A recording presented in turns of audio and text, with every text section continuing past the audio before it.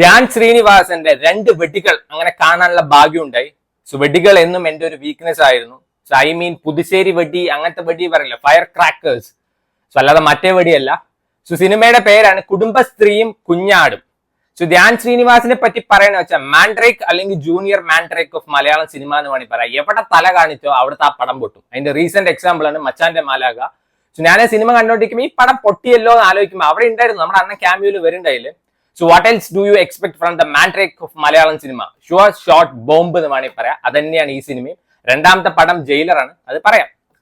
So ഈ സിനിമയുടെ തുടക്കം ഒക്കെ അത്യാവശ്യം രസം ഉണ്ടായിരുന്നു കേട്ടോ. പിന്നെ നമ്മൾ ധ്യാൻ ശ്രീനിവാസിന്റെ പടങ്ങൾ പറയുന്ന സാധനം നല്ലതാണെങ്കിൽ കോഴിക്ക് മല വരണം എന്ന് നമ്മൾ പറയണം. സോ ധ്യാൻ ശ്രീനിവാസൻ 2.0 ആണ് ഡിറ്റക്റ്റീവ് ഉജ്ജ്വലിൽ വരുന്നതെന്നൊക്കെ പറയുന്നുണ്ട്. അപ്പൊ കോഴിക്ക് മല വരോ ഇല്ല എന്നൊക്കെ നമുക്ക് നോക്കാം. സോ സിനിമയുടെ തുടക്കം അത്യാവശ്യം കൊള്ളായിരുന്നു. അതായത് ഒരു പോലീസുകാരനെ പണി കൊടുക്കാൻ വേണ്ടിയിട്ട് അയാൾ എവിടെയൊക്കെ വർക്ക് ചെയ്യുന്നുണ്ടോ അവിടെയൊക്കെ സീരീസ് ഓഫ് മോഷണം നടക്കും. സോ മോഷണം നടക്കുന്നത് നമ്മുടെ ജാഫർ ഇടുക്കിയും അതേപോലെ തന്നെ ധ്യാൻ ശ്രീനിവാസന്റെ കൂട്ടരാണ്. എന്തൊക്കെയാ മോഷ്ടിക്കുക വെച്ചാൽ നാടൻ താറാമുട്ട, അതേപോലെ തന്നെ നാടൻ കൊല, അതേപോലെ തന്നെ നാടൻ വാറ്റ്, ഇങ്ങനത്തെയൊക്കെ മോഷിച്ചു പോകണ അലവലാദികളെ കള്ളന്മാരുടെ കഥ പറയുന്ന സിനിമയാണ്. സോ പിന്നീട് അങ്ങോട്ട് കുറെ ഒരു സീരിയൽ പോലെയാണ് എടുത്തു വെച്ചിരിക്കുന്നത്. ധ്യാൻ ശ്രീനിവാസൻ എന്തുകൊണ്ടും സീരിയലിൽ അഭിനയിക്കുന്നതായിരിക്കും നല്ലതെന്ന് എനിക്ക് തോന്നുന്നത്. കാരണം ഞാൻ ആ ചവറ് പറയുന്ന സാധനം കാണാറില്ല.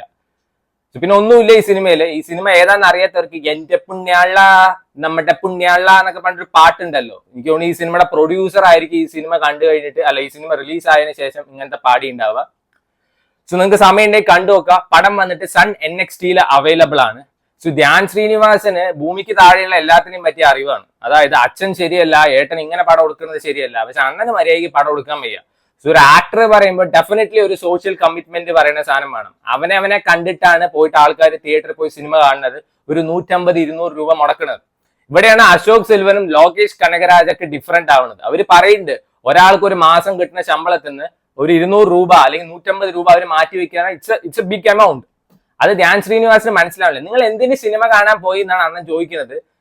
സോ ഹാവ് സം ഷെയിം എന്ന് എനിക്ക് പറയാനുള്ളൂ. ഇങ്ങനെ ബ്ലാറ്റന്റ്ലി ആയിട്ട് ഇരിക്കരുത്, അൺഷെയിംഡ് ആയിട്ട് ഇരിക്കരുത് എന്ന് എനിക്ക് പറയാനുള്ളൂ. So try it out. Sun NXT available ആണ്. സോ എന്റെ അടുത്ത് ബേസിക്കലി ഈ ധ്യാൻ ശ്രീനിവാസന്റെ പടങ്ങൾ തിയേറ്ററിൽ പോയി കാണാൻ ആരെങ്കിലും പറഞ്ഞു കഴിഞ്ഞാൽ ഞാൻ കാണില്ല എന്ന് തന്നെ പറയുള്ളൂ. സോ എനിക്ക് ഒട്ടും റെസ്പെക്ട് ഇല്ലാത്ത ഒരു ആക്ടറാണ്. ഞാൻ എന്തിനു റെസ്പെക്ട് ചെയ്യണം? നാട്ടുകാരെ റെസ്പെക്ട് ഇല്ലാത്തവരെ നമ്മൾ തിരിച്ചും റെസ്പെക്ട് ചെയ്യേണ്ട ആവശ്യമൊന്നുമില്ല. At the end of the day അവർ എന്ത് കോമാളിത്തരം കാണിച്ചാലും അവർക്ക് പൈസ കിട്ടും. പൈസ പോണത് പ്രൊഡ്യൂസർമാർക്ക് മാത്രമാണ്. അവർക്ക് കുറച്ച് ബോധം വേണം. അല്ലാതെ ഇങ്ങനത്തെ ഓരോ ചവർ എടുത്ത് വെച്ചിട്ട് ഇങ്ങനെ കുറ്റം പറഞ്ഞു അങ്ങനെ കുറ്റം പറഞ്ഞു പറഞ്ഞിട്ടൊന്നും കാര്യമില്ല. പിന്നെ ഇത്രയും പണം പൊട്ടിയിട്ടും ധ്യാൻ ശ്രീനിവാസിന് സിനിമ കിട്ടുന്നത് വെച്ചാൽ ഒരു ഇന്റർവ്യൂവിൽ ഒരു ചെക്കൻ ചോദിച്ചത് ദാറ്റ്സ് ഡെഫിനറ്റ്ലി റൈറ്റ് എന്നാണ് എനിക്ക് തോന്നുന്നത്. ആ ചെക്കനെ കുറ്റം പറഞ്ഞിട്ട് കാര്യമൊന്നുമില്ല. ഏതൊരു സാധാരണക്കാരനും തോന്നുന്ന കാര്യം മാത്രമേ ആ ചെക്കനും തോന്നിയിട്ടുള്ളൂ. ഇവിടെ എനിക്ക് വരെ തോന്നിയിട്ട്. So try it out. അടുത്ത പടം ജയിലർ വന്നിട്ട് മനോരമ മാക്സിലാണ് സ്ട്രീം ചെയ്യുന്നത്.